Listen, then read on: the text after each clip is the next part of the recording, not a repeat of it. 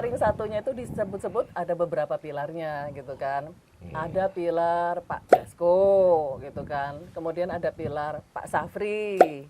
Katanya ada pilar keluarga, katanya ini ada Mas Didit dan sebagainya di situ. Dan ada pilarnya Mas Dar dan teman-teman yang disebut The Hambalang Boys. Bisa aja. Siapa Mas dari pilar-pilar itu? Tapi ini pilar-pilar ini bener nggak? Saya kira gini, kalau ini kan channel aja, semua orang bisa sebetulnya. Ya itu kan orang kan kadang seneng ya orang itu seneng lah, gini, orang tuh seneng berpolitik gitu. Pengamat dari luar itu kan biasanya lebih gosip dari luar kan lebih gayeng Mas daripada yang di dalam gitu kan. Betul. Kadang-kadang itu tadi. Kopi lah itu, obrolan warung kopi.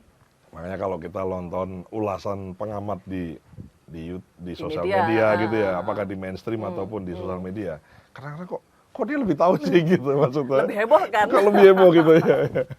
Kalau menurutku sih ya itu kan orang kan punya apa ya bahwa Pak Prabowo adalah Pak Prabowo gitu ya, dekat dengan beberapa pihak, kemudian merasa mungkin kalau aku kemarin ini kok lapor lewat ini ternyata ditanggapi. Itu case by case kemudian orang menyimpulkan aja menurut saya sih. Oh gitu. Oke. Ya udah. Pertanyaan saya adalah dari yang tadi saya sebut siapa yang paling didengar? Mau semua, saya kira gini, semua itu didengar dan yang di luar ini juga didengar. Oh gitu. Iyalah, nggak ada misalnya ini kayak obat gitu ya, obat batuk ini mana yang paling manjur lah, enggak lah saya kira. Tergantung, kadang-kadang sakitnya apa gitu berarti ya? Ya memang memang misalnya contoh kenapa disebut misalnya ya karena barangkali dari orang-orang ini yang sering ketemu sama Pak Prabowo.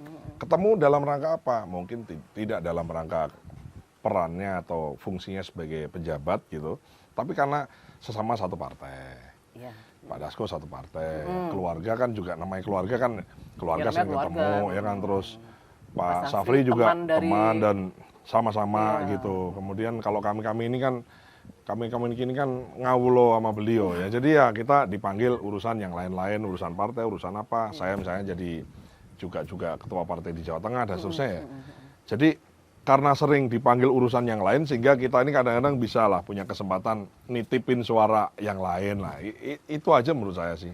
Karena punya kesempatan ketemu untuk tema-tema yang berbeda-beda gitu.